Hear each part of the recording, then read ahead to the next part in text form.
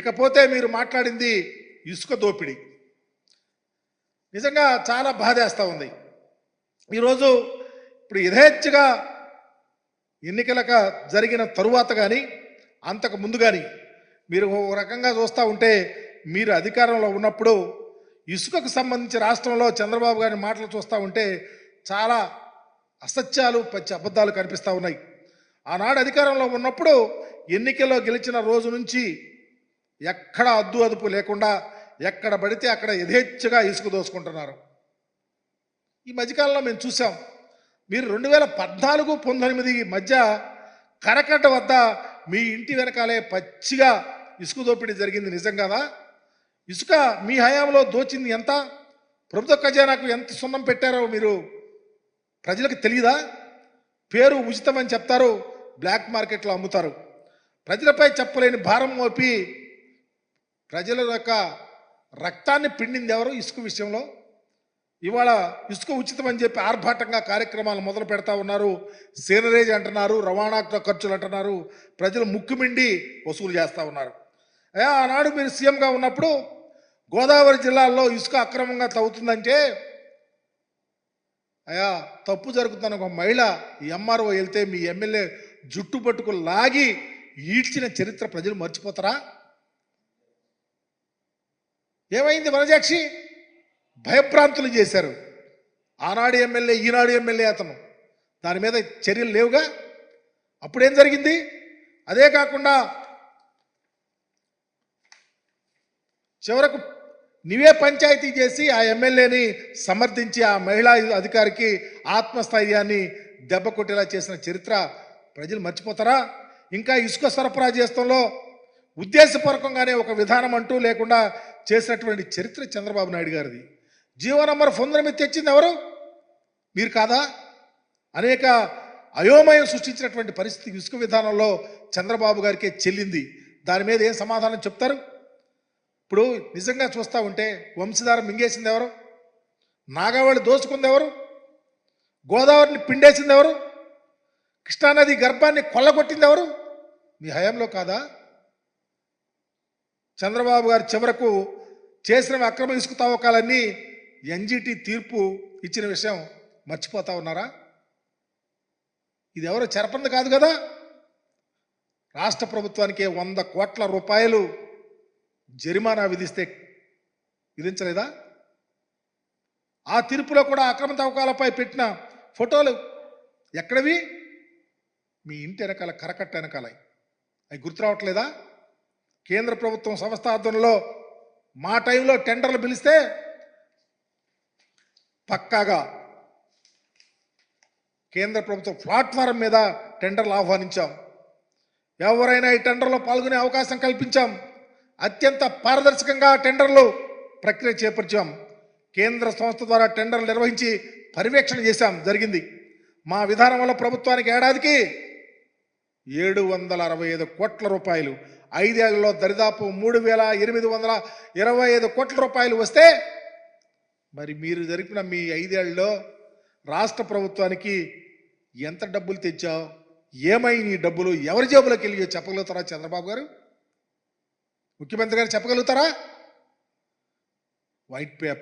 White పేపర్లో చర్చించాల్సిన విషయాలు, మాట్లాడాల్సిన విషయాలు, జరిగేటువంటి అంశాలు, జరగబోయే అంశాల మీద పకడ్బందీగా చర్చించలేక దూషణలతో ఈరోజు చూస్తూ ఉన్నాం. ఏ నియోజకవర్గంలో ఎన్ని టన్నుల ఇసుక ధర లభిస్తుందో ప్రతి ఆదివారం వివిధ పత్రికల్లో, పేజీల్లో ప్రకటించినటువంటి విషయాలు మర్చిపోవద్దు. మా ప్రభుత్వ అధికారంలో ఎప్పటికప్పుడు రేటుకు మించి ఎవరైనా అమ్మినా చట్ట ప్రకారం చర్యలు తీసుకున్నాం. ఫిర్యాదుదారులకు టోల్ ఫ్రీ నెంబర్ ఇచ్చాం. దాదాపు 18,000 కేసులు పెట్టాం. 6.36 లక్షల మెట్రిక్ టన్నులు ఇసుక సీజ్ చేశాం. చాలామందికి శిక్షలు పడ్డాయి. అది పారదర్శకత అంటే. ఎప్పుడన్నా చేశారా? ఇదంతా ఎందుకు? ఎన్నికలకు ముందే మీరు ఏం చేశారు? మీరు కానీ మీ అబ్బాయి గారు కానీ వెళ్ళి వర్షాకాలం వస్తే ఇసుక నిల్వ ఉండాలని చెప్పి నిల్వ పెడితే అక్కడ వెళ్ళి సెల్ఫీలు దిగారు. నేను అడుగుతా ఉన్నా, అయ్యా ఎన్నికల్లో మీరు గెలిచారు. గెలిచిన తర్వాత ఆ రోజు మీరు మీ అబ్బాయి గారు వెళ్ళి ఇసుక నిల్వ ఉన్న ప్రాంతాలు చూపించారు. ఎన్నికలైన తర్వాత ఈ ఇసుక ఏమైపోయిందో చెప్పగలుగుతారా? దీని మీద ఎంక్వైరీ చేయగలుగుతారా? వేయలేరు.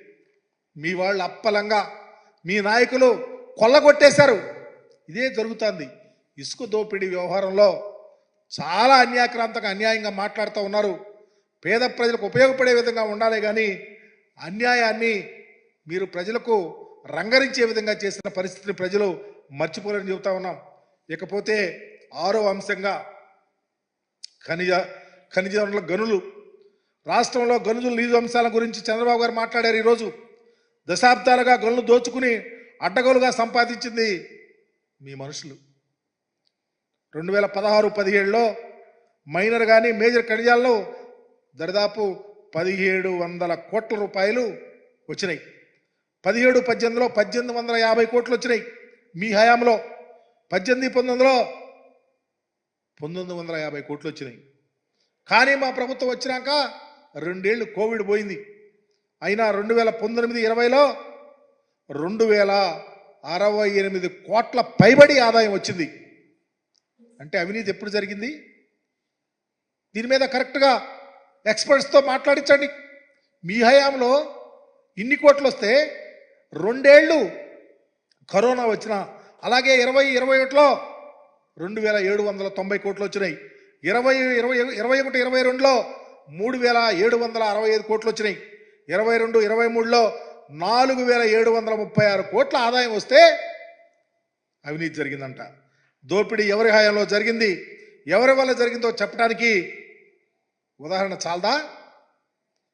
మరి గత 5 ఏళ్లలో ఈ క్రింద 9 ఏళ్ళు ఎంత తిన్నారు, ఎవరు తిన్నారు, ఎవరి మనుషులు తిన్నారో కూడా చంద్రబాబు గారు సమాధానం చెప్పాలా? మేం కానీ కఠినమైన రూల్స్ తీసుకువచ్చాం. ప్రభుత్వ ఆదాయానికి గండి కొట్టే వారిపై చర్యలు తీసుకున్నాం. వారిపై పెనాల్టీ వేశాం. ఈ రాష్ట్ర చరిత్రలో గొప్ప సంస్కరణలు తీసుకొచ్చినటువంటి ముఖ్యమంత్రిగా జగన్మోహన్ రెడ్డి గారు ఉన్నారు. టన్నేజ్ ప్రాతిపదికన రాయల్టీ వసూలు చేసినటువంటి చరిత్ర మాది. ఇంత పారదర్శకంగా ఈ మైనింగ్ వ్యవహారంలో దరిదాపు చరిత్రలో లేని విధంగా 17% సిఐజిఆర్ మైనింగ్ ఆదాయం పెరిగింది. మా హయాంలో దరిదాపు ఇదివరకు 17% అయితే మీ హయాంలో మా హయాం వచ్చే వరకు 40% వరకు ఉందని చెప్తా ఉన్నాం. ఇది లెక్కలు సాక్ష్యాలతో తిరుగుతూ ఉన్నాయి. వీటి మీద చర్చించరు. మైనింగ్లో అన్యాయం జరిగింది, ఎవరో తిన్నారు, వాళ్ళు వచ్చారు, వీళ్ళు వచ్చారు. ప్రభుత్వానికి మీ హయాంలో ఇన్ని కోట్ల రూపాయలు సంవత్సరం వైదుగా వచ్చినాయి. ప్రతి సంవత్సరం ఆదాయం ఇంత. మా హయాంలో ఈ విధంగా జరిగిన లెక్కలతో చెప్తా ఉంటే ఎవరి హయాంలో అవినీతి జరిగిందో, ఎవరి హయాంలో అన్యాక్రాంతమైందో, ఎవరి హయాంలో తప్పులు జరిగినాయో శ్వేతపత్రంలో సమాధానం చెప్పలేని స్థితిలో ముఖ్యమంత్రి గారు ఉన్నారంటే ఇదెంత అన్యాయమో కూడా అర్థం చేసుకోవాలా.